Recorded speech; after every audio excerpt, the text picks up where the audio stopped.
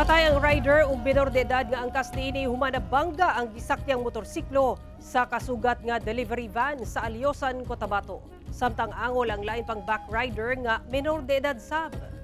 Nagbuyod na kining duha ka sakay sa motorsiklo sa daplin sa dalan sa barangay New Panay, Alyosan, Cotabato. Pasado alas 12 Martes sa hapon, nabangga matud pa kini sa kasugat nga delivery van.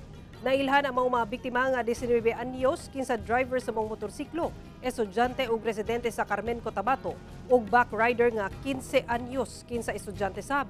Nadala pa sila sa ospital apan gideklara ng dead on arrival gumikan sa grabeng head injury.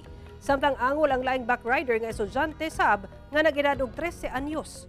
Sumala sa Cotabato Police Provincial Office, pabiyahe ang mga biktima sakay sa usa ka motorsiklo padulong sa New Panay proper.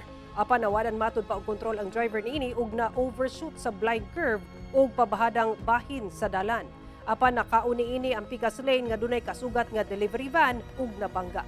Gikustudiya na sa kapulisan ang driver sa delivery van nga posibleng manubag sa aksidente. Wala pa kini miluwat og pahayag.